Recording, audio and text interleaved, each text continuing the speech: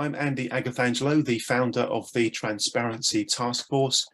The Transparency Task Force is a certified social enterprise, which means that we exist to make an impact and not to make profit. Our focus is the financial industry, of course, and our mission statement, our formal mission statement, is to promote ongoing reform of the financial sector so that it serves society better.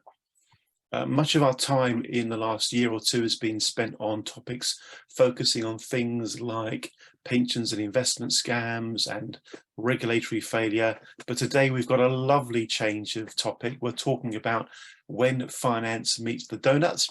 And we have Erin Sahan with us today, who is very much a subject matter expert on this topic from the Doughnut Economics Action Lab. Erin will obviously be introducing himself formally in just a few seconds, and we'll hear from him. We will be making this session today as inclusive and as participative as possible. So that you all know each other, we'll go around the room, so to speak, and give everybody a chance to very, very briefly just respond to the question, tell us a bit about yourself, what you do, and why this type of topic matters to you. We're going to start with Mr. Tom Levitt, then we're going to go to Nigel Cairns, and then to Anne-Marie. Tom, over to you. Thank you very much. I was a Member of Parliament 1997 to 2010, and since then I've been working with businesses, social enterprises and others on broad responsibility and sustainability issues, currently working part-time at the University of West London. I had the great pleasure of meeting Kate Raworth about 4 years ago and hearing her introduce her brand new book on doughnut economics, as it was then. So I'm looking forward to catching up and see how things have progressed. That's the book, yes. Fantastic, thank you very much. Let's now go to Mr. Nigel Cairns. Nigel, please say hi to everybody. Thank you. Hello, everybody. I'm in, at the moment, sunny Devon in England. The beach is about 3 miles away from here, so not too far. My interest in this meeting and more generally in TTF is that I've had a very long-standing dispute since 2008 with my bank, which unfortunately is still ongoing. And through my more recent involvement with TTF, I've become interested in other aspects of things that are interest, to TTF on a wider spectrum. So that's why I'm here today. Thank you, Nigel. Thank you very much indeed.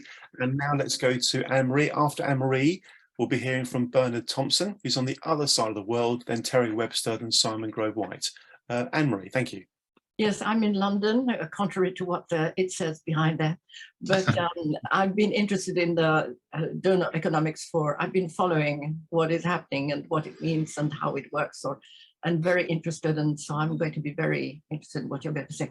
I'm an ambassador for the TTF and the fellow of the RSA. I'm an artist, a musician, and I focus on education, and I'm a coach and speaker for the ocean preservation. I'm very close to Resurgence, the ecologist, and to Schumacher College, which I think are doing some very good things.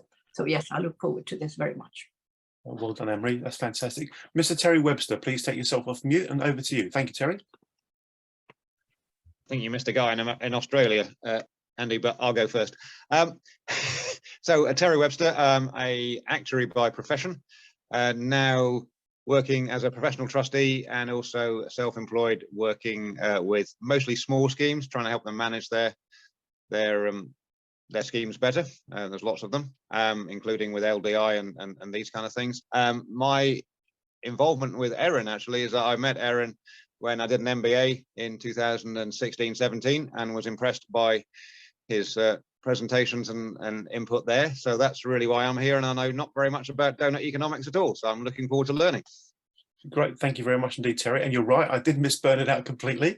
I thought about Australia, but missed him out. Mr. Bernard Thompson, please introduce yourself, then we'll go to Simon Grove-White. Thank you, Bernard. Right, well, I'm involved with a number of organisations, 2 of which concern economics, and one is called Rethinking Economics, which is to promote a change to the economics curriculum, because a lot of the problems we're facing are because of our wrong thinking about money in particular and how the economy works.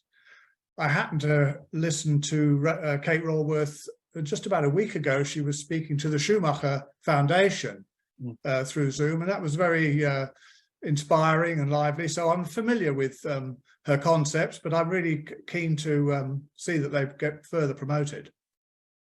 Thank you very much indeed. That's great. Great to have you with us. And you're all the way close to Adelaide on the other side of the world. We're now going to be hearing from Simon Grove-White. After Simon, we'll go to Jim Bignell, then Robert Doughnut, then Rebecca Self. Simon, to you, please. Yeah, hi everyone. I'm going to confess I found out about this about 5 minutes ago from Erin's LinkedIn feed, but thought it looked a very interesting topic and something that sort of resonates with a lot of the conversations that we're starting to have. So I work at Oxford City Council in an economic development role, but looking at sort of community wealth building, how we can build a sort of a more diverse local economy, how we can sort of embed principles of shared ownership and more sort of distributive models of economic growth. And one of the challenges that we're consistently coming back to is sort of how do you finance new initiatives that exist sort of outside of that sort of mainstream economic model. So just really interested to hear some thoughts. Because I've jumped in very last minute, I may have to peel off at any point, but yeah, really keen to hear more. So thanks very much. Simon, thank you for being here. This is obviously your first TTF event, so you're particularly welcome. Thanks, Simon. Thank you very much. Cheers. Mr. Jim Bignell, to you, sir. Everybody, sorry I was a bit late coming on, and I will have to leave a bit early, I'm afraid, but I hope I can learn something about doughnut economics.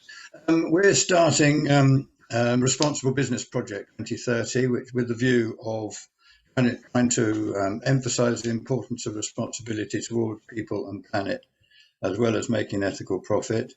And we're also starting something that's a sort of working name at the moment, Employees for Climate Action, where we're hoping to empower employees to encourage their business to take more action on climate issues, to give them the power and the opportunity to speak up, feeling able to speak up, I suppose.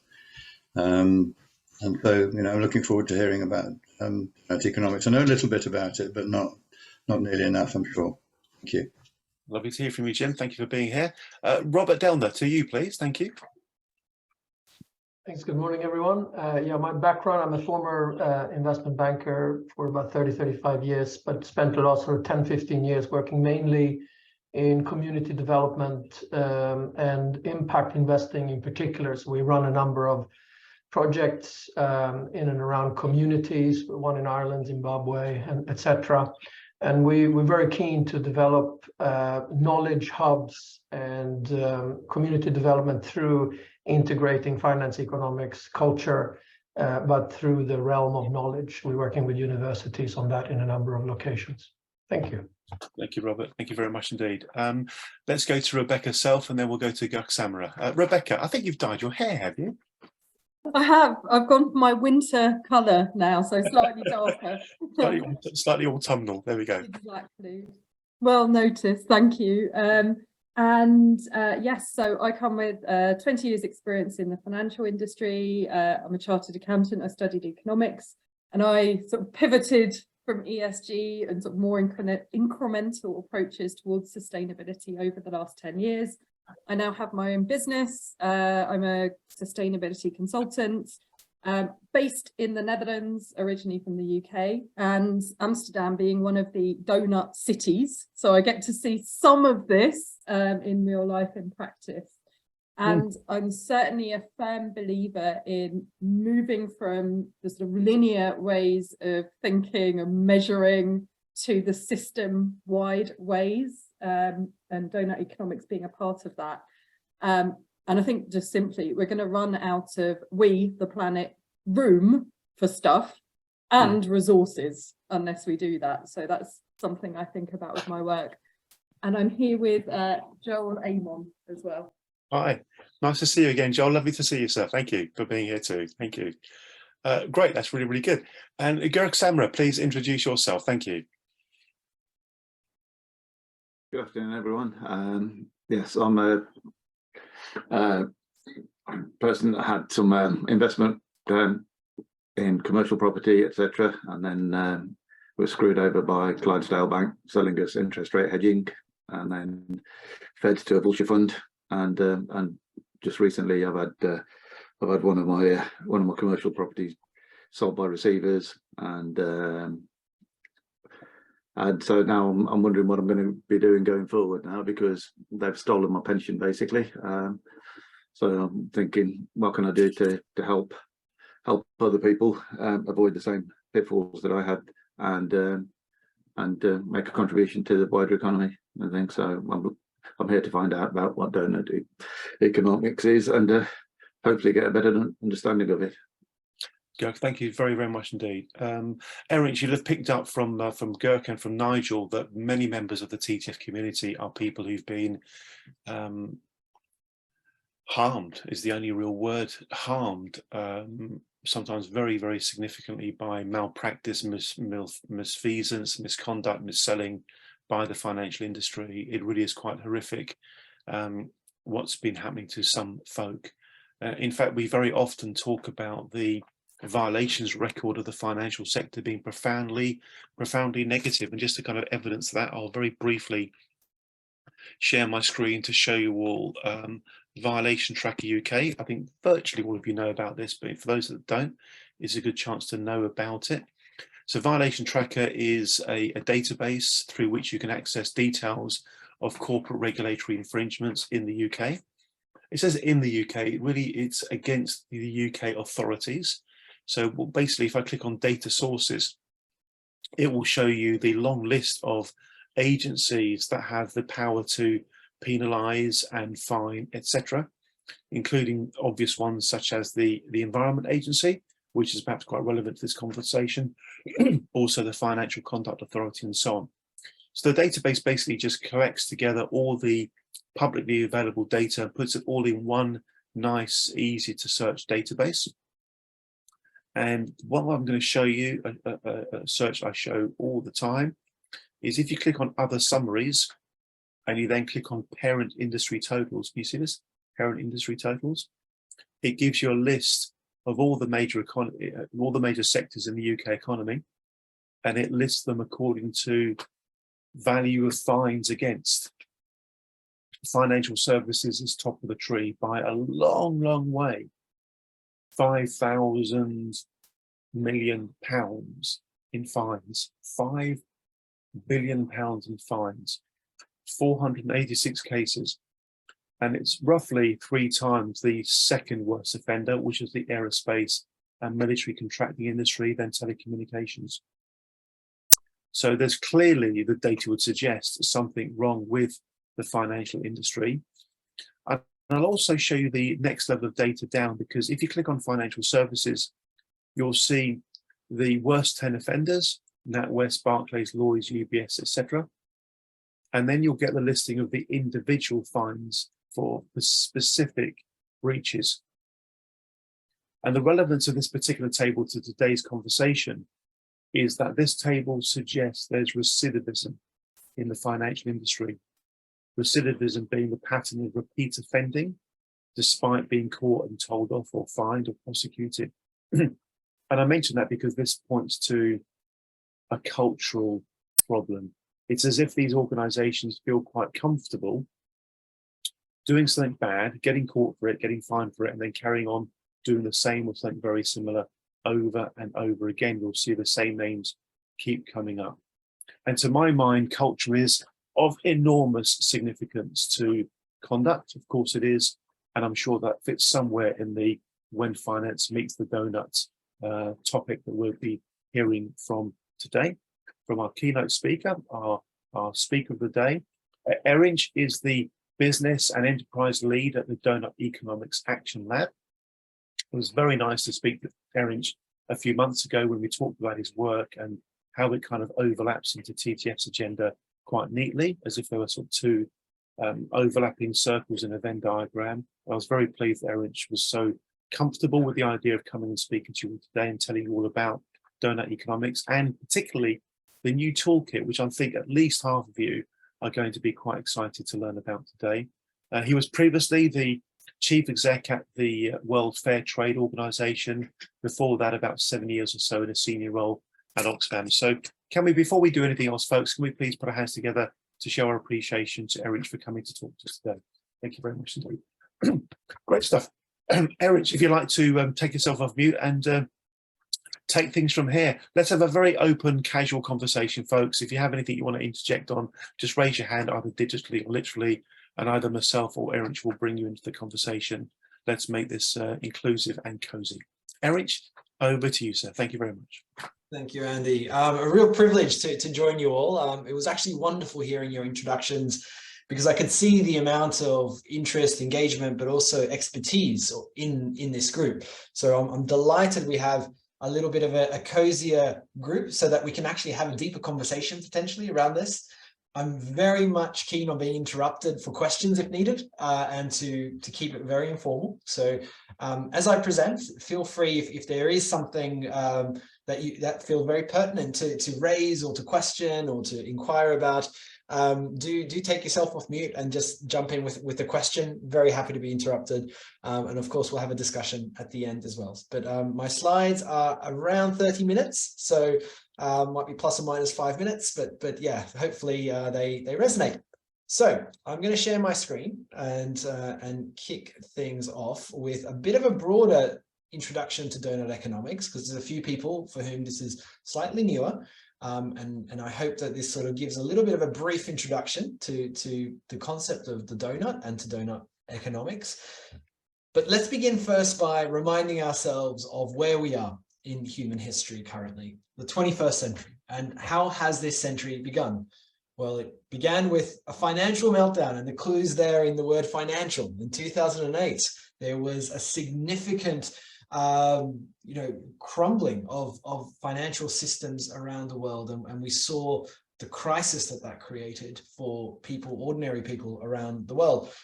But of course, we've had this followed up with climate breakdowns around the world, including in Sydney, Australia, where I grew up. I'm originally from Turkey, but I grew up in Sydney, Australia, where there has been floods and fires, and floods and fires in alternating with each other over the course of the last decade. That has only gotten worse. But everywhere around the world, we're beginning to see climate breakdown as being more and more prevalent.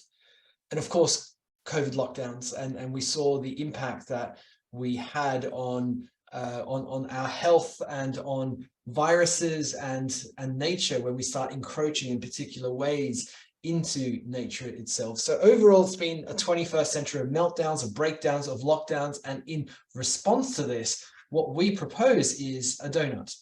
And it's a Doughnut that is a compass for human prosperity. And the reason that we call it that is that what Kate Rayworth, my esteemed colleague and co-founder of Doughnut Economics Action Lab, did in the book that was mentioned earlier, is that essentially she took the planetary boundaries literature and said, right, here are 9 boundaries that Earth system scientists have determined that we cannot be an overshoot of. We cannot negotiate with the planet on these things. These things have to be respected. We cannot transgress that boundary. However, we also have a social foundation. We cannot shrink our economies to a point where we're no longer providing the essentials of life for everybody on it. And in the latest iteration, it takes from the Sustainable Development Goals, the Social Sustainable Development Goals, which were very much co-developed with the Doughnut. I mean, the Doughnut was on the table when the SDGs were being discussed, and essentially came together as 2 concentric circles that provide an ecological ceiling and a social foundation. And it is that space in between, that donut-shaped space in between these 2 concentric circles, that is the safe and just space for humanity. So that is the broad picture. As many of you might have guessed, we are not doing well on this broader picture. We are in overshoot on the majority of Earth system's planetary boundaries, and we are in significant shortfall on all of the social foundations for hundreds of millions of people around the planet. The situation actually is a little bit worse than it looks, because until recently, chemical pollution alongside air pollution could not be quantified, and we didn't know how to do that. But now that we know, actually chemical pollution is also in overshoot. So we are in significant overshoot. And if you were looking at this through any lens that is, common sense, you would sort of come up with the conclusion that we are overusing our budget and under-delivering on outcomes. There's something systemically wrong here. The picture looks similar at national level. So you can do these numbers. We've crunched these numbers at national level with University of Leeds and amazing academics and researchers connected to that initiative that essentially shows the picture that we've got two kinds of economies in the world. We've got ones that are considered high income economies, and they are significantly overusing their fair share of the Earth's resources and mostly delivering a lot of what's needed, with some significant exceptions, where people are falling short of life's essentials on some of these countries as well, of course.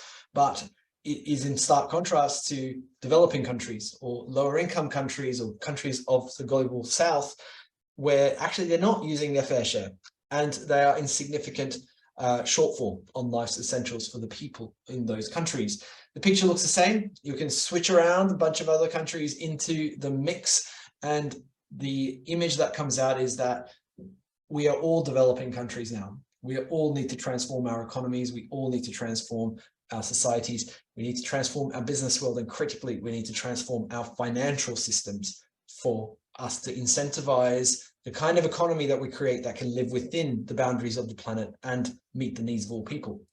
What does this look like in terms of imagery? Well, what it looks like is a degenerative model of production where we take from Earth, we make things, we use things, and we lose things. And we repeat this cycle over and over again. And this is a cycle that our economies have become addicted to, our financial models have become addicted to, that this is growth. This is consumption, this is sales growth, this is margins growth, this is dividend growth, this is the underpinning economic activity that is what we are all addicted to in our current economic paradigms. There is another way, and there is a way that we're beginning to see emerge that is moving from that degenerative model to a regenerative one that is working with and within the cycles of the living world. Some of you might have heard of circular economy. This is a very simple and simplistic summary of the circular economy, of minimizing waste on both the biological materials and the technical materials in the way that we design our products, that we design our consumption, and we design our trade activity. A few really wonderful examples are beginning to emerge from the business world that is truly circular or moving towards being circular. Examples like Fairphone, which has created an open modular design. It's open because it allows you to open the phone up and to repair the components, to upgrade the components. It's designed to minimize waste, in stark contrast to the built-in obsolescence of the industry.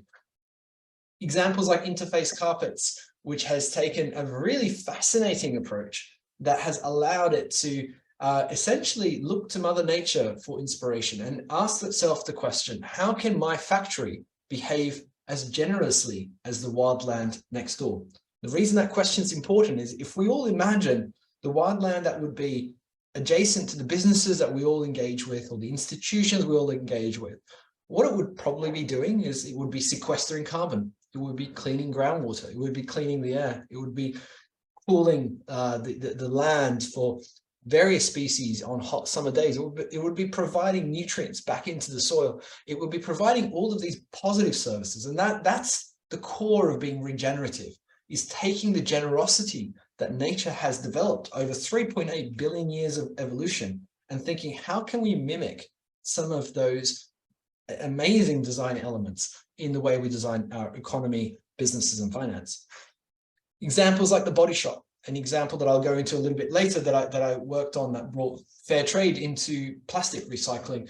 And examples like Houdini, a company that has said that, look, we want to have circular garments. We want to have garments that are truly able to be going into circular loops, which means that the biological fibers can be separated from the technical fibers, and that they go into a loop of regeneration and restoring those ingredients. But what's interesting about Houdini is that not just what it's doing, but how it's doing it. It's saying that we want to have open source material design. We want our competitors to copy us. We want them to collaborate. We want them to take our designs, build on them, because the vision is not just us becoming the world's largest garment manufacturer producing perfect circular garments. We want the innovation to happen through collaboration in our industry, and that sort of open source product design that comes out of particular strategies is really important here. What else is really important across all of these examples is the role of finance and the financial system that has enabled these as exceptions, but not enabled their competitors in the same way. So Fairphone having a model of both impact investment and crowdfunding that initially allowed them to have the patience to devise a business model that was viable, but not necessarily trying to maximize sales at every opportunity in the same way its competitors are. Or examples like The Body Shop, which were able to have much more flexibility on margins and on internal investment to enable that plastic recycling and making sure the waste pickers in India that were providing the virgin plastic materials to be treated with the dignity that they needed, the long-term commitment needed, the long-term investment needed to make that work, was all a result of the specific financial structures that underpin those businesses. Now that's the ecological side. There is also a social side. So how do we get from a divisive economy where inequality is spiraling to a distributive one, which is sharing opportunity and value with all who co-create it? And here we're beginning to see interesting examples as well. Examples like El Puente, where when the COVID-19 pandemic hit, I got to know El Puente very well. I was the chief executive of the World Fair Trade Organization. They were one of the major fair trade players in the German markets. They were importing food products, they were importing garments from around the world and distributing them across Germany, some under their own brand, some not. But what was really interesting was when the COVID-19 pandemic hit, there was a sense of panic across global South producers. So factories were seeing their orders and workshops were seeing their orders cancelled, prices renegotiated, contracts renegotiated. There was an effort by global businesses to essentially de-risk themselves, push risks and costs down their supply chain and minimize their commitments in order to get through the crisis. El Puente and a select few others did the opposite.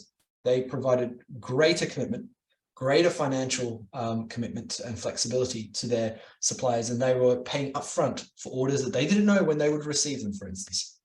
So we're able to see an amazing set of practices in businesses like El Puente, because again, there was something different in their financial model that was underpinned by its ownership. It's a multi-stakeholder ownership model, so that its workers, as well as its suppliers, as well as its founders and the communities of world shops across Germany all had a stake in the ownership and all had a seat at the board. That meant that when crises hit, all the voices were heard and the strategy could evolve. Now, there are loads of other examples as well. Employee ownership transitions are beginning to be quite prominent. Richard Sounds is one high-profile example that transferred ownership to workers that had been there for a long time, and it was always the ethos of the company to be more committed to its workforce, but it wanted to enshrine this. The owner wanted to make sure that that was the legacy that he left behind. Other examples like Airbnb that are coming up, that are very much an alternative to a tourism industry that is shying away from its responsibilities to create much more positive social impact, but also address some of its negative environmental impact. I mean, Airbnb puts half of its revenue back into the communities to make sure those communities are benefiting. It's making sure that actually it's not just a place for people who own loads and loads of properties to make a lot of money. So it puts a limit on how many properties you can list on Airbnb. It makes sure that it promotes slow tourism, for instance, in lots of its different initiatives. So, and this is a part of its model because it has this model of platform cooperativism that underpins it. And of course, other behaviors such as fair tax. And we all know that businesses benefit from the public services that create the conditions that allow businesses to thrive, whether it's education or healthcare or policing or infrastructure or lots of other roles that they play. And in stark contrast to its competitors, and I think everyone who's been in the business world would realize that businesses typically look at tax as being a huge liability, as something that is to be minimized. Well, there's a whole set of companies that are looking at the fair tax mark as a way to make sure they pay their fair share of tax, not the minimum amount that's possible under the law. So these are some of the examples that are giving us hope that there are exceptions that are emerging that demonstrate what the future could look like. But one thing we want to highlight in this journey is that we're going to get from a degenerative and divisive economy that is the 20th century model to that regenerative and distributive economy, of course, we're going to have a huge role there for the commons, for communities, public services, but we're going to have a huge role for business as well. And that role for business has to emerge in a way that is trying to push us into being regenerative and distributive. Currently, business design, through its financial architecture and through its ownership models, is designed to maximize margins and dividends. That means that sometimes you've got little slithers of hope. You've got ways of doing so, and those are ways that can be beneficial for social and ecological goals. And we all pile into this little bit of overlap where actually it's possible. You can make even more money by doing the right thing. But there's a whole host of businesses that are beginning to embody a regenerative and distributive design that can be much more about unlocking those possibilities, even if it's not the maximum margins and the maximum dividends that it's going to achieve. And I think that that is where a lot of the hope is starting to happen. And that's where we're beginning to see that transformation from the degenerative models of behavior that came through some of the examples we talked about, via sustainable, because sustainable is not enough. Sustainable is about getting to a point where we stop doing damage, all the way through to being regenerative and start to repair the damage we've done. Start to really have a positive impact. The same way that you asked the question, we asked the question that Interface Carpets asked around, how can I be as generous as the wildland next door? How can I restore the landscape? How can I make sure I minimize harm and actually start to get to a positive impact on social and ecological grounds? How do I go beyond recycling and get to a point where actually there isn't waste and there aren't things to recycle, because actually the thing is designed into circular loops, for instance. And of course, on the social side, the same questions come up. How do we go beyond not just being inclusive, but distributive by design? So we talk a lot about, for instance, living wage. It's fantastic I've campaigned for this for more than a decade of my life, is living wage and supply chains in particular, where it's particularly poor, the wages that people receive.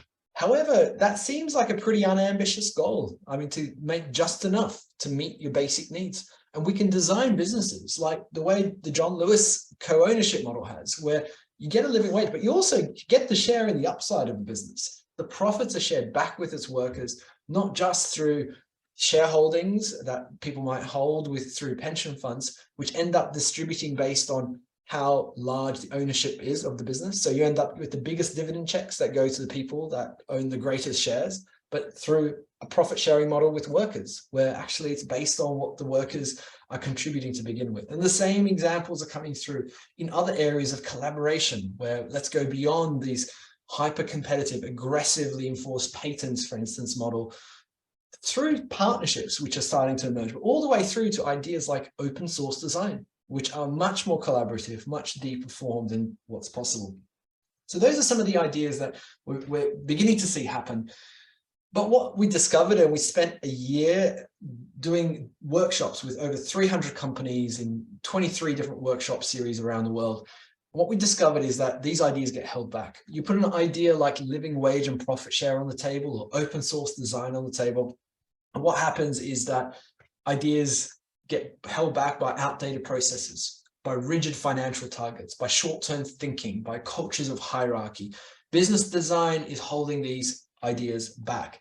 And instead, what we do is we encourage people to think about, how do we go beyond the practicality of the moment? How do we broaden perspectives and bring in that long-term thinking and the culture of courage that's absolutely critical to bringing the biggest ideas possible? And we've experimented with this. We've experimented with how do we draw this out? Because businesses and financial sector institutions are not designed to push the transformative ideas forward, those regenerative ideas, those distributive ideas. And one of the ways we've pursued this is to ask businesses to think about those transformative ideas by visualizing a future economy and really closing their eyes and visualizing what that economy looks like, and making sure that what they're thinking about is something that is truly regenerative. So it's generous back to nature and our living planet, and it is distributive. And this is part of the design of the industry that they're in, that the economy they belong to in the future. And part of that means asking, what has your business started doing? And critically, what has it stopped doing? Are there things that it doesn't currently do in the way it behaves? Has it moved away from certain practices, from certain production models? Has it embraced new ideas of how it treats its workers, how it treats its clients, how it treats its communities? And these ideas maybe won't come from the business directly, so they'll need to put themselves in the shoes of others, activists, for instance, or junior colleagues, or technical experts, or industry leaders. Where do we get those most transformative, ambitious, bold ideas on the table? And then we ask them to test this. And let's test this through different voices. Let's put different voices into a room, and we ask them what they would say about the ideas around what the business is to become and what it's to do in the future. Employees, local communities, customers, we found typically these are pretty easy ways to enter into that perspective of multi-stakeholder thinking. But let's go deeper. What would workers in the supply chain say? They rarely have a voice, they're rarely considered. And what about the nearby forest and river? What would they say? What about the air and the soil, or the living planet? If it had a voice, what would they bring up? What would future generations say? If your great-grandchildren were in the room today and they were saying, look, this is the pivot you need to do in your business, what would they be putting on the table? Maybe they would be telling you to completely discontinue your product line. Maybe they would be asking you to completely change the way you invest your profits, or how you behave towards your clients or your workers. All of these need to be put on the table. But maybe this will echo a little bit, Andy, some of what you shared earlier around what's happening in the financial sector. What we noticed is that there's a bit of a corporate to-do list. When these ideas get put on the table, there's a set of ideas that become limited by perspectives. And what we find is that there's a bunch of companies that do nothing. They do nothing, maybe because they determine that actually the cost of the fines is lower than the benefit they get from continuing that practice. So maybe they determine that actually you're better off just doing what you're doing now, and that's fine. It adds up. The bottom line grows. Or maybe they just do what pays now. So immediately, if there's something where there's an income stream to be generated by improving your reputation or something, let's do it immediately. Or maybe they try to do their fair share, where they go, okay, well, let's try to crunch the numbers and work out what would be our fair share. But as most of you who have maybe returned to going to restaurants as big groups have determined in the last couple of years, then often when the check comes at the end of the day and you try to determine your fair share, often what people think is their fair share rarely is. So you don't want to be the one left holding the receipts at the end of the day, trying to pull together all the funds, because fares are very difficult to work out. And then we get mission zero. So companies that are trying to say, well, let's actually go and minimize our harm. Let's get to net zero emissions. Let's get to zero tolerance on slave labor. Let's get to minimum damage, zero damage. But of course, why be 100% less bad when you can do good? What would it look like to do the donut, to truly be regenerative and distributive? The other thing that we notice is that companies are often in a very different place within themselves. So maybe the CEO speaks as if they're mission zero, or the middle management is incentivized actually to only just do what pays now. Or on certain issues, the company commits to fair shares, but human rights and supply chains and tricky issues that hit the bottom line are difficult to address, they get into the do nothing category. So we see that the corporate to-do list actually is a messy place, and too often businesses are held back. And there's a lot of initiatives. Can I come in with a point there, if you don't mind? Yeah, please do, Andy. Thank you very much. Thank you very much. I've been trying to sort of see what's going on in our world around these sorts of issues, and I'm almost feeling quite naive about how I've been in the past, because I think what happens in practice is the organizations with some kind of a purely profit maximization agenda, they are typically members of some kind of powerful trade body organization.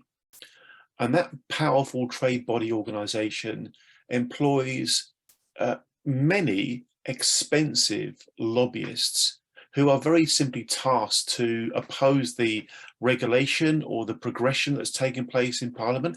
I think I'm right in saying in Europe, I believe there was something like 350 million euros-ish spent in the last 12 months opposing various progressive social reform agendas. They literally employ hundreds, if not thousands, of these very, very competent, capable lobbyists, many of whom have had connections with regulators or politicians. And it's this kind of dark area where the trade bodies do the dirty work of the organizations who try to keep a clean PR profile, but they get these trade bodies to do their dirty work for them. And it drives me nuts. And that, I think, is how we see and why we see pushback on things like net zero, you know, and governments changing their minds about commitments to climate change issues and all that sort of thing. And it's really, really frustrating. I just got no idea what to do about it, but it just really gets to me when I see it happening. Well, can I just add to that? Can I just add to what Andy's just said? There are many, many cases of where companies have taken positive stances which are completely contradicted by the lobbying organizations which they are members of. Unilever in particular has been very good at pulling out of those organizations, but others, Coca-Cola as an example, are still very much doing one thing and being a member of an organization which advocates something else completely different.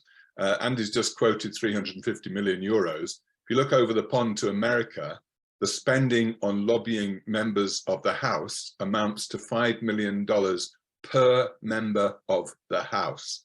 You know, and that's not paying them $5 million to vote a certain way, but it's not far off it if you think about it. And of course, there will be some contradictory pulls in that, but it is absolutely immense. And if you're getting that sort of spending by organizations which are not even representative of the members they claim to represent, then you've got trouble ahead. Absolutely, and we've got a in future slides. Actually, I'm going to get to that a little bit about how do we explore the deep design of business, and that includes looking at what lobby groups you belong to and where are you lending your name. So I completely agree. I've been involved in sort of NGO-based lobbying on some of these issues and would see great public claims by companies and realize behind the scenes actually that is not at all what they're doing. that you know, and companies have gotten better actually at playing that double game sometimes as well, of having a public voice that is quietly contradicted behind closed doors. I'm sure, Tom, you probably have heard and seen some of that. I'll crack on, but that's really wonderful, and do keep coming in, guys. I think it makes it a bit more. I can't see everybody because I'm looking at my screen, so do just unmute yourself and jump in as whenever you've got something to add. So in the face of this, in the face of companies that are currently unable or unwilling to go into the kind of practices that we want to see and we need to see from them, there are a whole host of approaches to transforming business that are happening. I want to put these on the table because what I'm going to propose that comes from the Doughnut perspective is complementary to all these, embraces all these, but it is distinct from all these as well. So of course, public pressure is going to be critical, whether it's consumers, labor unions, it's other pressure groups that try to pull businesses into incentivizing particular actions. I did a lot of this campaigning on galvanizing consumers. We had 700,000 people around the world on food and beverage industry lobbying and campaigning when I was at Oxfam, trying to change the way supply chains operated. Really effective. And of course, regulatory reform is absolutely critical here as well. Alongside that, we're seeing a lot of enlightened leadership as well start to emerge among businesses. Can be very limited, can sometimes be superficial, that, you know, CEO speaks here, but below it, the incentive structures don't add up. Nonetheless, that is an area where a lot of senior leaders are beginning to be pulled in. Of course, setting new targets and metrics. There's lots of very useful initiatives to crunch numbers in a more effective way, understand impact measurement, understand goal setting. And of course, increasingly, individuals are making the case that actually you will make more money by doing the right thing. In the long term, you will be a part of an economy that survives and thrives, and actually your reputation will benefit, you'll get more efficient, what have you. There's lots of ways of crunching the numbers so that to make the business case. These are all incredibly important, but what we have noticed is that alongside this, there is something broken in the deep design of business itself, and it comes through in a couple of examples. One was we met in our work over the last few years on some of this. We met a former senior executive from a shoe company who gave us a story of how actually towards the end of his tenure. He'd been there for over 20 years. He'd seen all the product design innovations happen. And he was very passionate about having affordable and ergonomic footwear for children around the world who currently can't afford it. And what he did was to create a project that designed a new shoe that would be expandable, that would be affordable for people around the world. It would be a new market for that company. What he told me was that we prototyped this expandable, affordable shoe. It was going to be profitable, but wouldn't have hit our usual margins. So we dropped it. Every day there are examples like this happening across the business world because of the financial parameters that are inflexible, that maybe are intolerant of lower profits rather than the highest possible. We met another organization we worked with that is one of the larger fragrance and beauty brands in the world.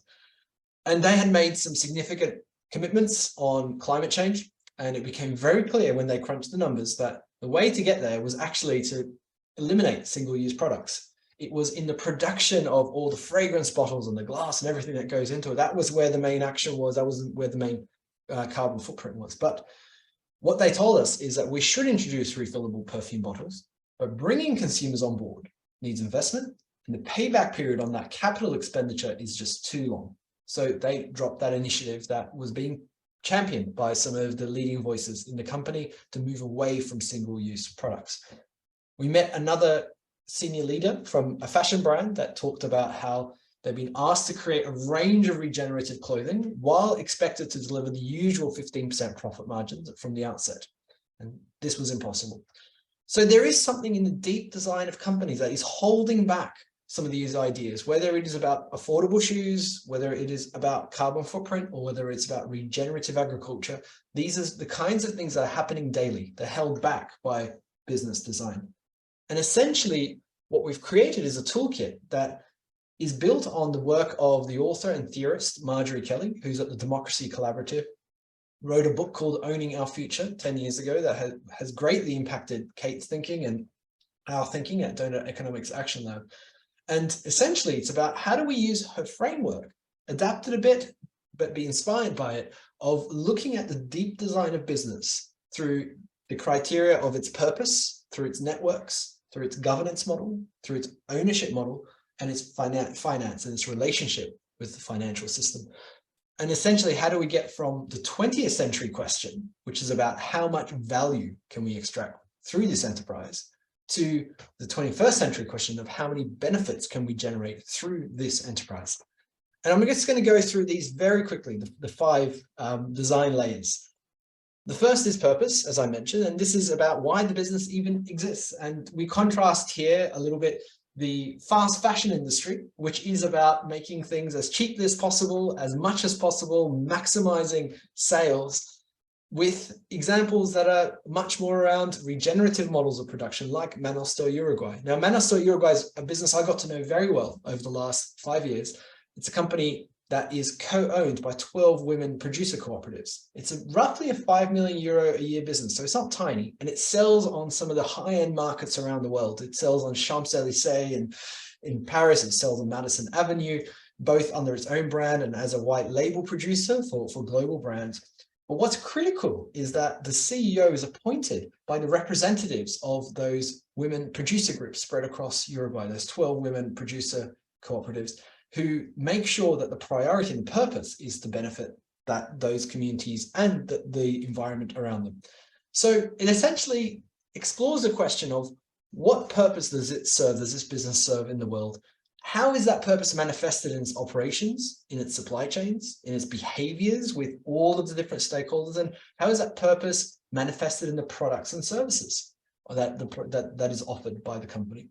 So purpose is sort of an entry-level question about why do you even exist? What are you here for? But truly, not wordsmithing something that consultants can put together that maybe isn't quite what really is the priority, but truly at the heart of this business, why does it really exist? The second is networks, and this is where the question that Tom and Andy, you both explored a second ago come in. It's about the relationships the business is holding, and the nature and shape of those relationships with its customers, with its suppliers, its staff, its governments, communities, and broader partners. Supply chains is where you get a real distinction here. You look at those commodified relationships versus what I mentioned earlier, for instance, with El Puente, those collaborative, deep, long-term commitments that can emerge.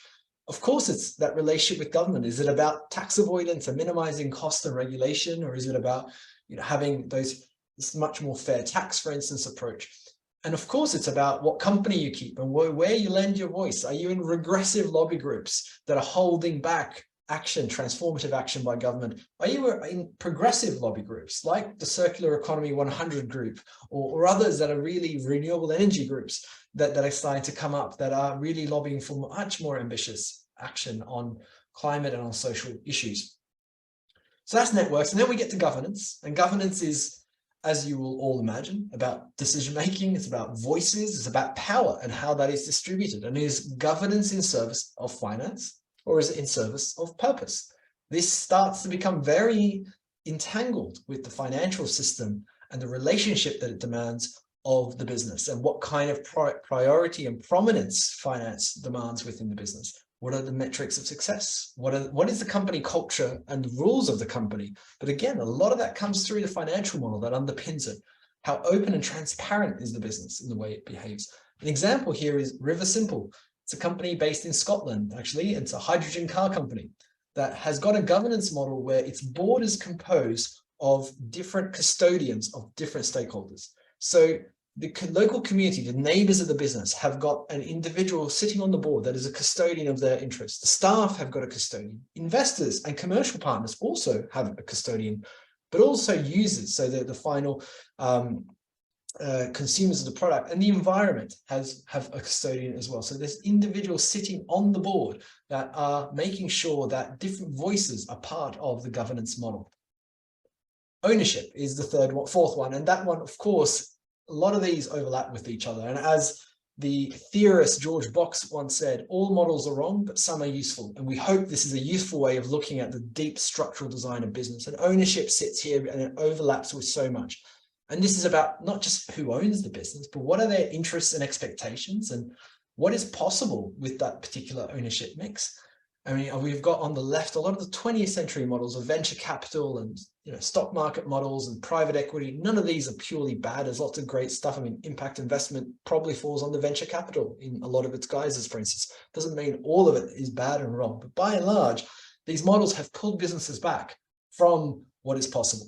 And we're beginning to see really interesting innovations in regenerative and distributive models of ownership, like what Patagonia did. And for those that aren't quite up to date on what Patagonia did in its ownership, is it essentially said, we're going to have two kinds of shares. We're going to have a group of shares that hold all the voting rights in this business, and we're going to have a group of shares that hold all the dividend rights. So it said, let's separate money and power. Those that hold the power over the business, they're the ones that are the custodians of the purpose of this business. That's going to sit with a trust, a foundation that will have ultimate authority to make sure that the business remains on course with its social and ecological mission.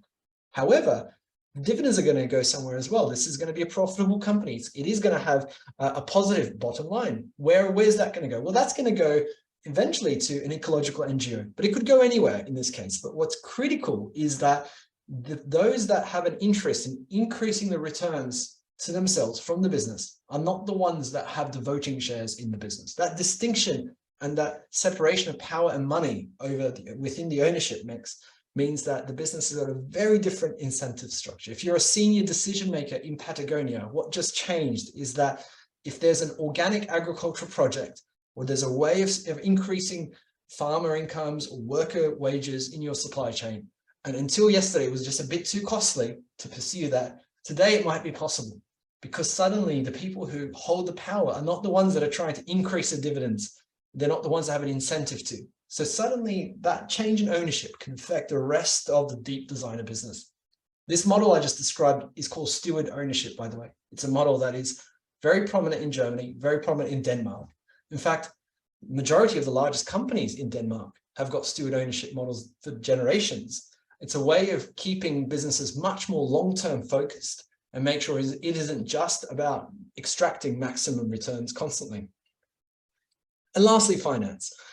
And finance runs through this. There isn't there's a very good reason why we have finance as number 5 here, because we're building up from some of the easier conversations around purpose and networks towards governance and ownership. But finance is where a lot of the rubber hits the road. Often it is where the tail wags the dog. It is where the company is serving, it exists to serve financial returns. And that doesn't have to be so. It's not like a profit maximizing company walks around in the forest next door. It's not a naturally occurring organism. We designed this as humans, in fact, designed it fairly recently. But we need to ask questions. Where does finance come from? What does it demand? And what are the margin expectations? What are the dividend expectations? What's held back by having those enforced within the business? What are the rules to allow reinvestment? What are the rules to allow profit allocation into the core purpose of the business that could be regenerative and distributive? And critically, what's a fair return for investors? Yes, investors take a risk. They should get a return. Should they get the entirety of the upside of a business, as in the current design of venture capital models and most financial models that exist in the world currently? Or can the upside of a business be distributed differently to enable a reinvestment that has a social benefit and an ecological benefit by the business? All of these are possible. I gave the example of the Body Shop and Plastics for Change partnership earlier that allowed the flexible margins and flexible internal capital expenditure that allowed the benefits of a fair trade mechanism to come into plastic recycling and make waste pickers better off through that process. So this is Rebecca, if I Oh, may. yeah. Jump in, Rebecca, please. Yeah, thank you. And it was just to ask a couple of quick questions, and thank you very much. You touched on them already, but one was, do you see differences between different countries or perhaps different styles of economy? And you touched on, I think, Germany and Denmark.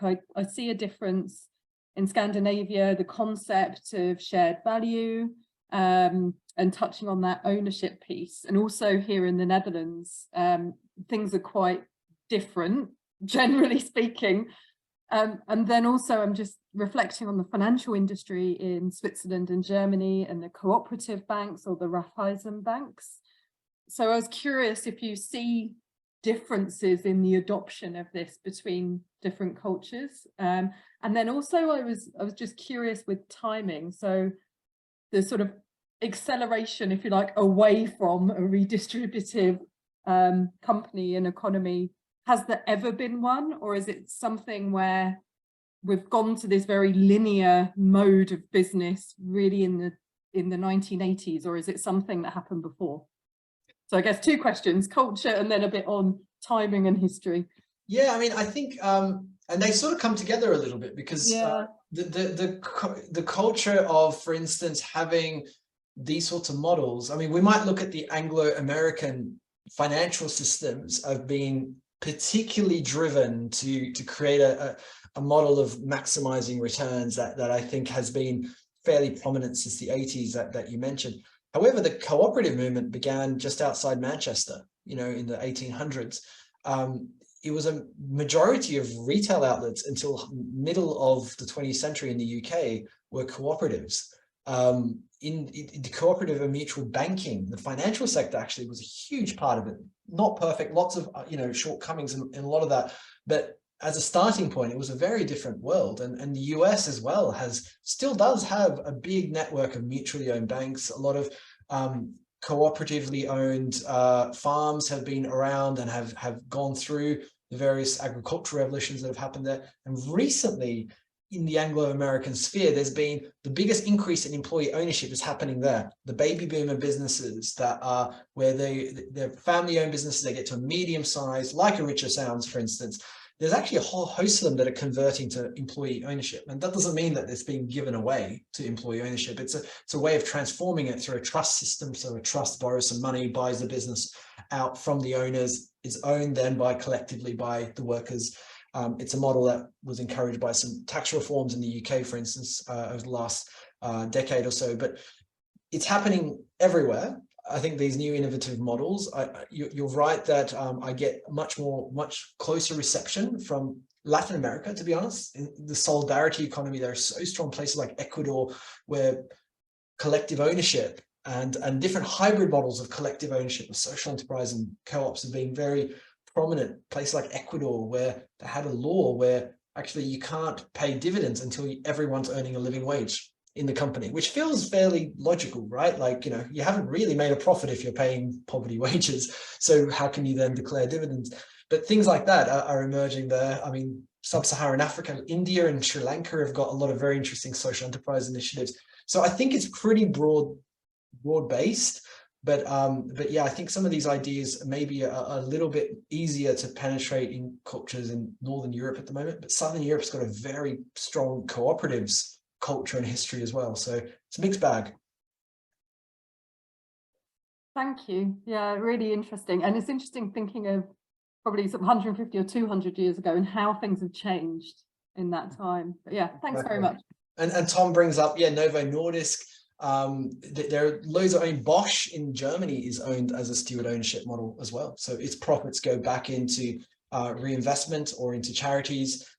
It's a model, you know, a lot of household names in Northern European economies actually, they've become more resilient through models such as steward ownership or other collective ownership models. So I would see that as a model of becoming also more resilient as a business longer term. But what's interesting, and maybe this takes me to my next slide, is those benefits are actually fairly broad, you know, and the encouragement for us to open that box of enterprise design, open up the possibility of enterprise design. I mean, part of it is to make sure that we can align the processes of the company. So that examples like Fairphone, so the product design team is aligned with the purpose of the business, and you know, you can make that, you can bake that into the governance and ownership of the business. The partnerships that can be enabled are phenomenal. We're moving into a world where supply chain insecurity, instability is going to be paramount. If you want to have deep relationships with the farmers, the workers, the workshops, the factories around the world that you depend on for your business, actually, you might need to redesign a bit more fundamentally beyond just having particular contracts. Can they be part of the ownership mix? Can they be part of governance? Can they have a voice on the board? Are there ways where we become much more embedded long-term with our supply chains? Can we make sure that design of the business is actually bringing in the investment needed? The internal reinvestment in business has declined over the years as a proportion of its profits that go to dividends or share buybacks has increased. So can we make sure that we design this into the companies that we have to make sure that they can put money internally into their long-term resilience and innovations that are needed rather than thinking extractively at every turn? Can we lock in the legacy? Can we protect the mission of the business long term? There have been so many examples. I mean, we mentioned Paul Polman earlier. Paul Polman faced a huge hostile takeover bid from 3G, from various private equity groups that came together. But essentially, they saw an opportunity to undermine the mission and purpose that he was building in Unilever. And we can design differently. In fact, on the back of that, he tried to transfer ownership to increase employee share ownership to make sure there was a block of employees that had enough shares that would be a strong voice to hold back hostile takeovers. Those sorts of ideas are critical if we want to lock in the mission.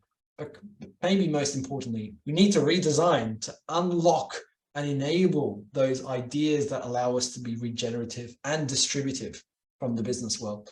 So to pursue all of this, and I'm just going to wrap up over the next couple of slides, we've created a toolkit that allows anyone to use within their own business, or they might be using it as a consultant. Oh, sorry, let me go back. As a consultant or with clients. It's open source. We ask people to register if they're using it with clients or in an advisory capacity in any form on our website to make sure their values align. But essentially, it's a toolkit that takes them through a journey of asking, how does the design of your business currently block transformative action? And how could a redesign of your business unlock transformative action? When I finish speaking, I'll put the link to the tool in our chat. But it's designed for anyone to use, from business networks to startup incubators and business schools and impact investors and consultants. And we're beginning to see a lot of different kinds of individuals engage with this tool as a way of going on that journey. Here's an image from actually the Steward Ownership Conference in Berlin, where I presented, and we did a workshop with individuals on how they can evolve the deep design of their business to become much more regenerative and distributive. It's a 4 to 5 hour workshop that the tool sort of helps you facilitate, from looking at the rapid donut mapping. So it's a way of looking at the impacts of a business using the donut to then generate those bold, regenerative, distributive ideas and ambitions, to understanding how the current design of the business holds back or enables those kinds of ideas, to then redesigning the business to make sure that it is unlocked in order to focus on the core purpose, and to summarize the story to finish up. And they end up, just to give you a snapshot, using canvases like this. So this is all available in the toolkit.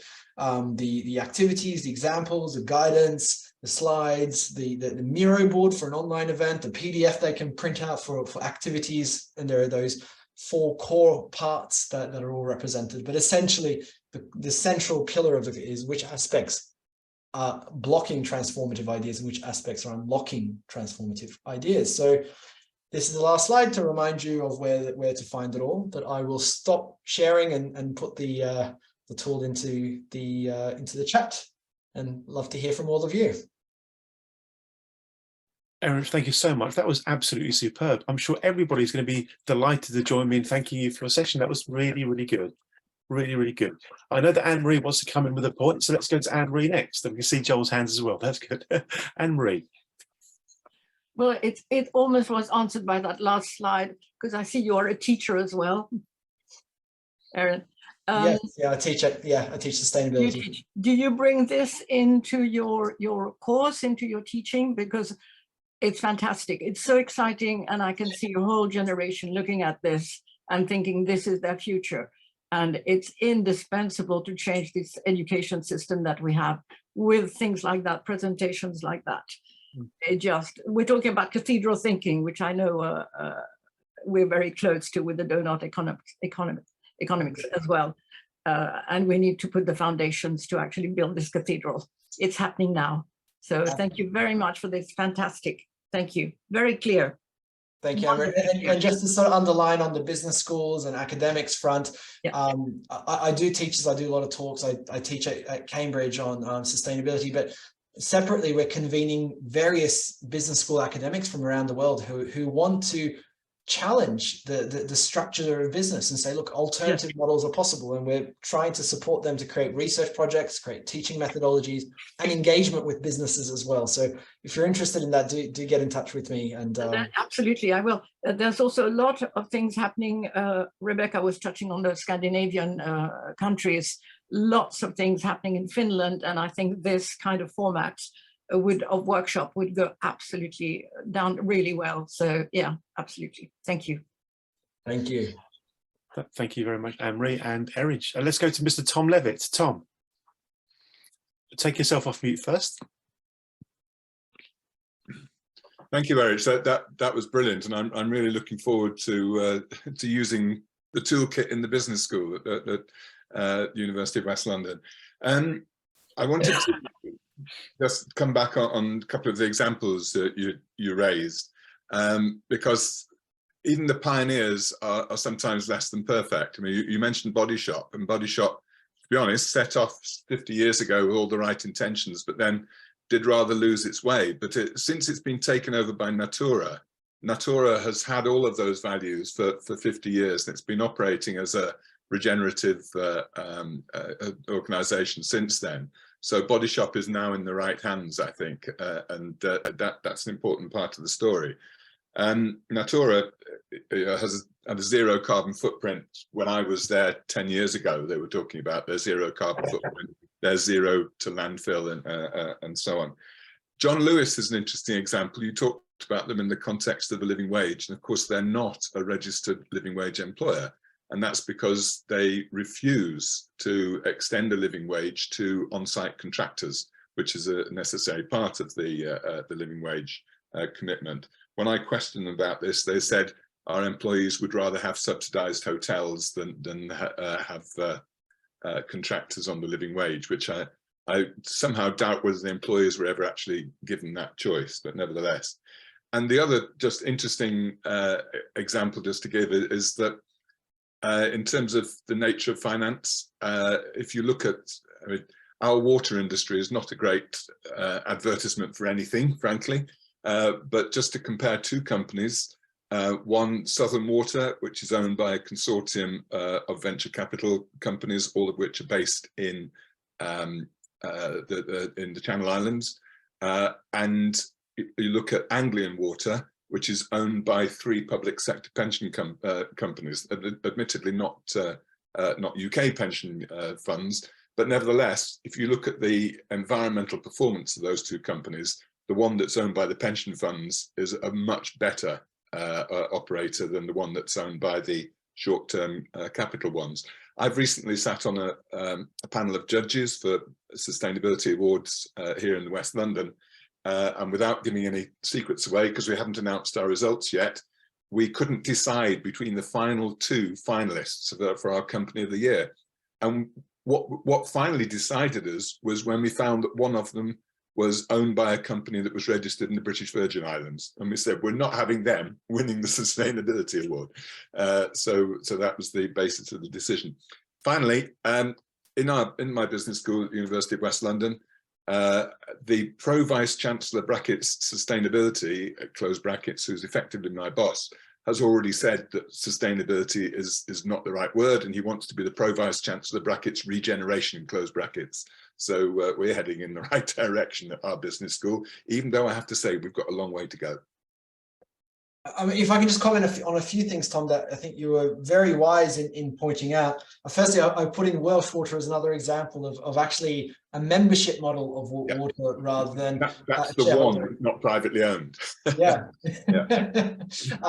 As another example. And I think, I mean, the interesting thing with, for instance, John Lewis is that and I think we do this with lots of models. We see something good happening, and then we think that's it, we've solved it. But I think what we're trying to encourage is that the business design is a bit of an ongoing process. So if you were to reopen the box of business design for John Lewis today, you'd probably go, contractors are missing. Your partners are your direct employees, and their you've optimized for their welfare, but not necessarily for workers in your supply chain or the communities or the environment.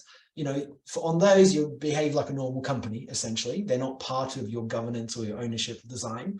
And contractors are missing, and that's a bit of a blind spot. So I would sort of, the reason I say that is that the goal of the way we're trying to open this discussion, and we're getting quite a lot of traction recently on people engaging with this idea of enterprise design, is not to say there's a right design or there's an endpoint of getting to the good design that's a donut design or anything like that. But more about, let's keep, like, if we want to change the behavior of business, we also need to change its design constantly. Like, we might need to keep incentivizing ways of getting contractors in and making sure subcontracting is in a way to externalize costs, bringing earth in, like faith in nature. They put, you know, if lawyers for nature on their board as a voting member just a few months ago, changing the governance structure. So those are all like new innovations. So I think the thing I would add to what you raised is that we need to see this as an exciting area of innovation, changing business design, and just keep tweaking, keep changing, going, oh yeah, blind spot, oh, we missed this, oh, stakeholder power relations have changed, let's keep changing. And it's a bit of an evolution, I think, rather than a bunch of good ones. And so I always struggle presenting those examples, because I don't, you want to point out what's interesting about them, but at the same time, they're all incomplete. And Natura actually is a really interesting one. We did some engagement with them, but Natura is one where, since they listed recently, that really changed. And if you talk to staff within Natura, they might have different, versions of what the company was before they publicly listed on the stock exchange, especially since bringing in huge amounts of capital to buy out a bunch of other companies. So now the Natura brand is actually a small part of the tiny, conglomerate that they are now owned by. But that's an interesting model as well, where they try to retain their core mission after being publicly listed. And there are some challenges, I think, to look into as well. Thank you very much indeed. I'm going to be looking at a gallery view so I can see everybody. Please raise your hand if you haven't yet had a chance to share your comments or reflections on what's been spoken about by Erinch and others so far, and feel free to sort of come in at this point. Otherwise, I'll kind of randomly ask you to do so. In fact, I'll tell you what, we'll go to Nigel Keynes. After Nigel, I'd love to give Kevin Albertson a chance to introduce himself, because Kevin wasn't at the session at the very, very beginning. So Kevin, prepare to intro and also share your thoughts in a moment, if you don't mind. Thank you. Mr. Nigel Keynes, to you first. Thank you. Simple question for Erin. For so many people, I think you'd be preaching to the converted, and especially the younger the audience, the more that would be. with that in mind, can you give us an idea of why you think the Green Party don't get more votes? I think in the UK it's probably got more to do with the electoral system than anything else, to be honest. But I think overall, this is a really good point about how do we preach beyond our tribe here, because we're probably all going to agree with this. It is a rhetorical question. Okay. Yeah, I think it's a good point though. More broadly, is how do we, how do we give a sense of hope for people so they vote for, spend for, invest for, work for transformation? All of those things that need to change mean that people need to feel like something can change, and I think there's a sense of hopelessness sometimes that gets people stuck in like status quo pragmatism, and we're running out of time to stick with that. We need to kind of transform pretty urgently. But that's the only thought I would offer, Nigel, on top of your interesting rhetorical question. I'm going to come back on that point in just a moment. Before I do, let's go to Kevin. Kevin, please take a moment to introduce yourself, and if you wish, share your thoughts on what's been discussed so far in the part of the session you've heard. Thanks, Kevin. Yes, thank you, and my apologies for missing the start of the meeting. There's a bit of illness in the Albertson household at the moment, I'm sorry to say, and I had to run somebody down to the doctor. Turns out it's only COVID, so not as serious as everybody thought. Funny as COVID is now seen as not as serious. Anyway, be that as may, I'm looking forward to seeing the recording of the event. What I have heard, sorry, will you forgive me while I... Sorry about that. What I have heard puts me in mind of the problem we have. One of our many problems in business schools and so on is that nobody really distinguishes between forms of capitalism. It's either capitalism or, well, what they call socialism, but quite often mean communism. Mrs. Thatcher, for example, never really had the imagination to imagine it could be anything else, hence her argument, there is no alternative, it's either big government or big business. The alternatives, of course, are small government and small business, perhaps. But the different kinds of capitalism and what we mean by capitalism, I think, is a very necessary area to look into. I've just realised I've only half fulfilled what Andy asked me to do. I do apologise. I should have said that I'm an economist at Manchester Metropolitan University Business School. So my brain and everything about me is a bit blocked up today. I do apologise.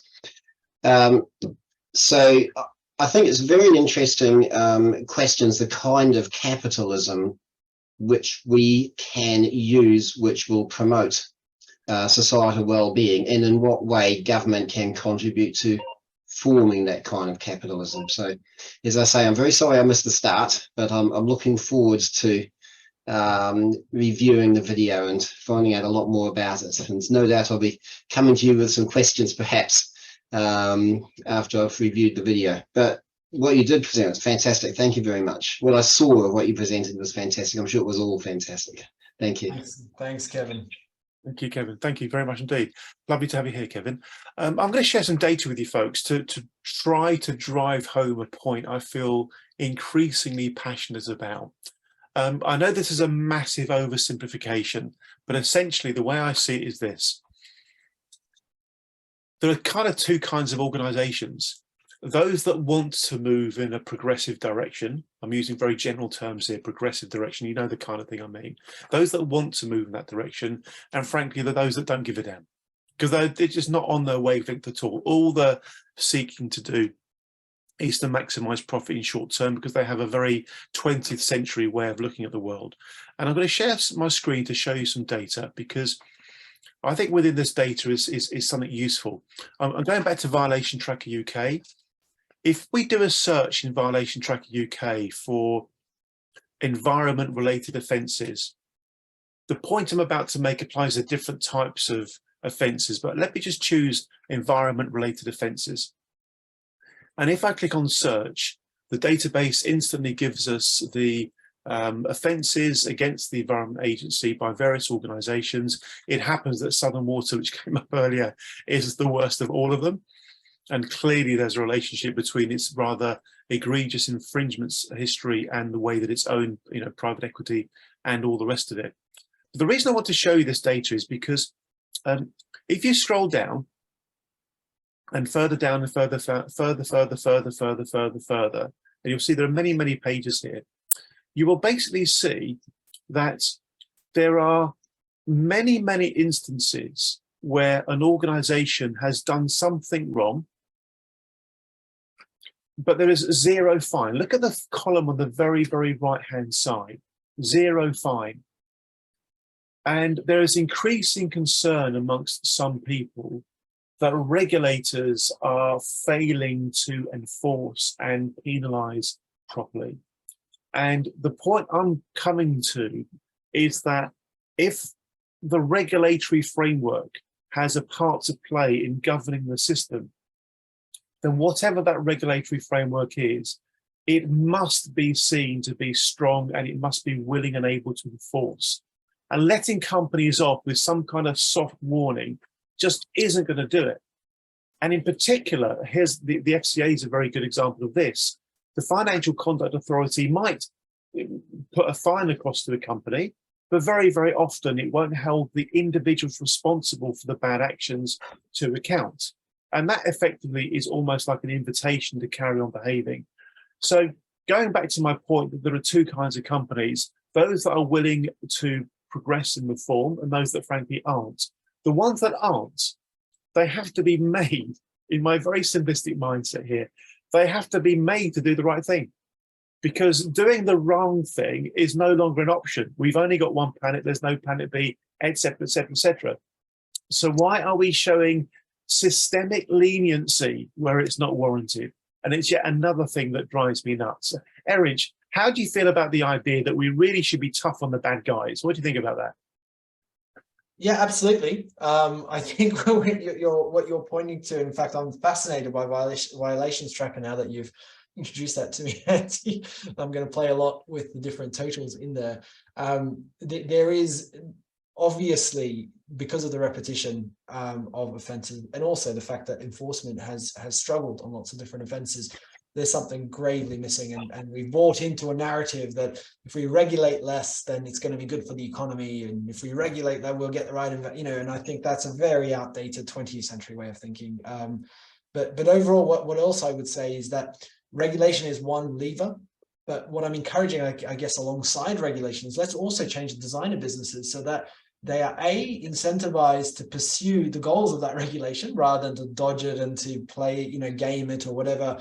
B, they're incentivized to lobby for it and ask for it because it's helpful to have a level playing field for them because they're that kind of business. And C, they won't need to be regulated as much because their internal governance is aligned with the same purpose. So I guess what the perspective I'm building on here is that let's also change the deep design of business so that we don't just rely on regulations enforcing things. Like we don't, alongside that, we're pulling in a similar direction from internally in the business. Thank you very much. I think that combination of, if you like, cultural leadership-driven reform and compulsion is what's needed. We're running out of time. Thanks very much, Erich. We're going to go all the way to the other side of the world, Mr. Bernard Thompson, then we're going to go to Simon Grove-White. Bernard. Look, I missed a few minutes, so hopefully I won't ask things or say things that have already been covered. But a thought that comes to my mind, I like the donut picture because it's so commonsensical. A child will get it. It's not complicated. The question is, well, how do you translate that into reality? How does it transform our practice? And there, I think that some of the problems have already been mentioned. It is embedded in our capitalist attitude that exploitation is the name of the game. In fact, you're a fool not to participate. That's how it works. That's the system. And I think there are many people who just say, well, look, that's the reality. There's nothing you can do about it. It's consistent with a certain individualism, a certain egotism, a certain fear, ambition, part of human nature. And I think one thing that's really important is that when we look at what we've got around us, we have to say it reflects our nature in a deep way. Not to say we can't do anything about it, but we have to get to know our nature properly to understand, well, how is it that we've brought this about? We've brought this onto ourselves that part of humanity spends its time trying to rip off the rest. We've got one hand doing this, ruining the environment, and the other trying to stop it. You know, what's wrong with us? It's a sort of insanity, but it's ours. And so I think really trying to understand what is it that makes us behave the way we are is a prerequisite to doing something about it. And I mentioned there was a quite an interesting journalist, Adam Curtis. You might have heard he's produced a documentary recently. And there he makes the point that we've got no ideas anymore. If you listen to the different politicians, most of them spout the same old tired ideas about it's jobs, it's grow the economy, it's this, that, and the other as our only path to salvation. And we know. Is it just me? Have we lost Bernard? I think we did lose Bernard. So, you know, that's my sort of, strong feeling. So we have to do a lot more work in the thinking and imagining of future options. Thank you. We missed part of your message, Bernard. I think the wavelength got stuck halfway across the equator, probably. Not unsurprisingly. Okay. But don't worry, we got the gist of it. We got the gist. I agree strongly, Bernard, with what you were saying. Lot of nodding heads. Absolutely, absolutely. Okay. Mr. Simon Grove White, if you can, please take your mute off and also share your camera if you can turn it on, Simon. But either way, please share your point. Thank you. Right, I can't do the camera, but I am unmuting. Just very quickly, really realise we're short of time, but one of the things that's sort of consistently coming up in conversations that we're having around sort of growing a more inclusive economy, an economy that's sort of based on shared ownership and so on, is the challenges that cooperatives and other sort of shared ownership organizations find in generating comparable sort of finance to to privately owned businesses. Obviously, without that option of shareholder capital, you're sort of limiting yourself. And I just sort of wonder, I mean, somebody touched on the German cooperative bank example. What's sort of one single thing, and perhaps this is to Erinch, but also to others, one single thing that we could be doing in a UK context to reform the banking sector, to make it sort of more amenable to these models? Well, one thing I'm going to put on the table is there's an initiative called Avon Mutual. That's a mutual bank that's trying to get off the ground.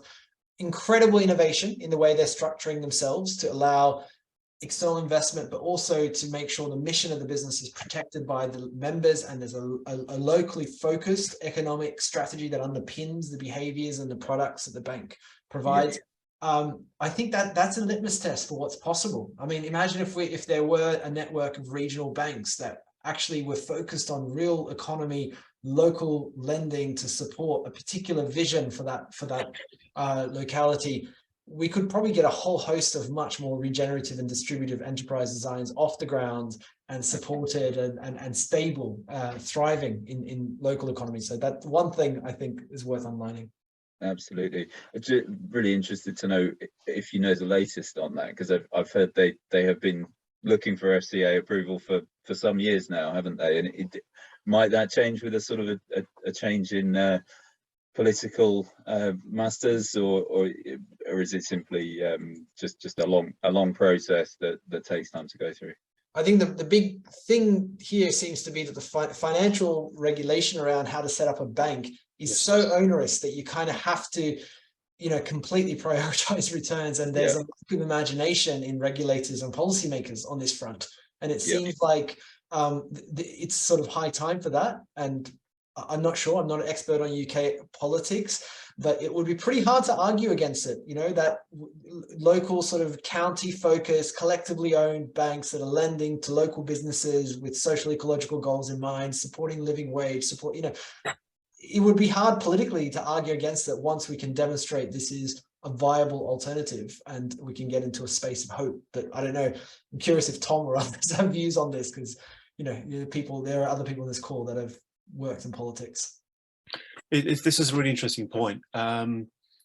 We know Tony Greenham very well. Tony is involved with Avon Mutual and the other regional banks and so on. And there really is, there are unjustified barriers to entry in the banking system. You know, if you're feeling cynical about it, you might say, well, actually, it's actually designed to be that way to keep the big boys, if you get my drift. And you're right, the capital adequacy requirements are completely prohibitive. And that's a sector that really does need diversity and really does need to change the way it works. Somebody's put a note in about Triodos. They're very, very good, of course.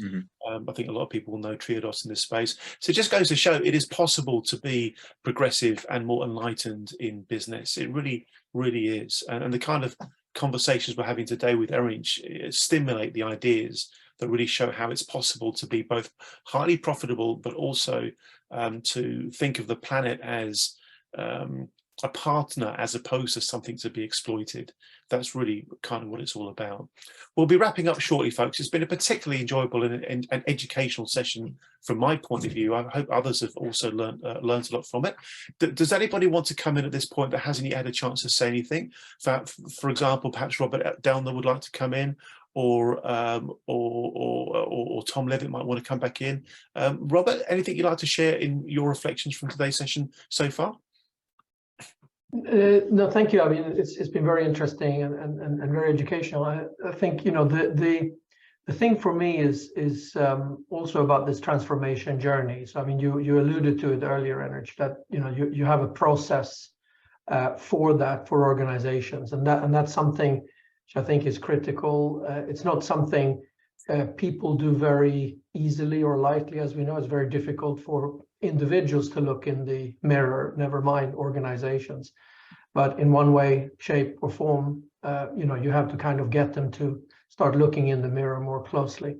So that's an area I think which still requires kind of finesse, I guess, to make sure that organizations are kind of moving into a regenerative, restorative, transformative mode of operating.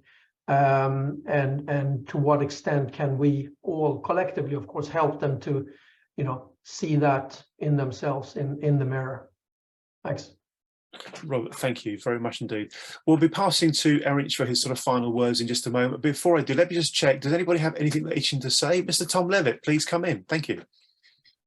You're on mute again, Tom. You queued me up, so I could hardly decline. Two very quick points. The nature of capitalism was mentioned earlier on, and I think I regard capitalism as simply being a toolbox, and you take the tools you need out of that box and you use them for the purpose which you want to produce. So a few years ago I set up, I haven't got time to go into full detail of it now, but I set up a social enterprise which makes small sustainable ethical loans to families on low incomes who can't access mainstream credit, so that they can buy the washing machines, children's cots and so on that they need. And 6 years later, we proved to be a workable model. We're using exactly the same tools that the rest of the finance world uses, but we're using them for a different purpose. And the second thing, sort of assumption that's often made in this pursuit of the Friedman-esque idea of shareholder value, is that shareholders are only interested in the maximization of short-term profits. And I think that is a very, very lazy interpretation, that shareholders are complex beings and they have much more in common than just a financial interest. I think if investment companies, you know, investment funds tend to be isolated from their clients by the agents who work in the interface between them. And so there needs to be a much more subtle and deeper understanding of what shareholder interest actually is. And I think you'd be surprised that shareholders would be more enlightened and progressive than some think they are. I'll put that link in the chat for you, Andy. Yeah. Thank you, Tom. That'd be really interesting. Thank you very much indeed. And I think you're right. I think a lot of shareholders and organisations are more progressive than the organisations they bought shares into. That's for sure. Thank you. Which could open up a massive debate about how we could and should be using AGMs more effectively to demand change. You know, sock it to them. Anne-Marie, I'm feeling quite feisty today. I don't know why. Anne-Marie, over to you. Just very quickly a remark that we're talking a lot about organizations, but it's not just about organizations, or it's not about organizations, it's about people. organizations are people, and it's about changing a way of thinking. And if we don't do that with education and with actually working on that level, we're not going to get there. Anne-Marie, what a wonderful point to make. We'll go to Erinch for his final words. Erinch, to you. It's been a great session, Erinch. Thank you so much. Yeah, I absolutely really enjoyed this, guys. It felt really energized, and it was amazing just to bounce ideas back and forward, and yeah, really felt like everyone got this from different angles, from different perspectives about what we're trying to do, which is essentially not be prescriptive, not say here's the right model or here's the right idea. It's kind of to say, for so long, we haven't even opened up the box of what business can be. You know, it's just been accepted as a naturally occurring organism. And it's really an invitation in whichever field you work in, whether you're in business schools, or you're in enterprise, or you're in, you know, the financial world, whatever sector you're in of the economy, there is a way to open up that box of design in both the organization you're in, but also in the way you interact with other organizations. And that's kind of what we try to design to enable that behavior of going, okay, here's a journey that starts on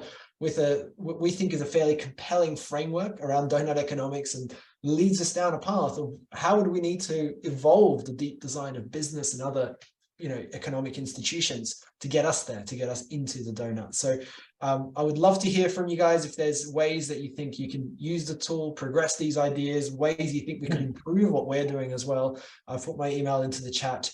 And the slides are being shared as well with TTF. But yeah, really wonderful to join you all. Thank you, Andy, and thank you everyone for your wonderful energy.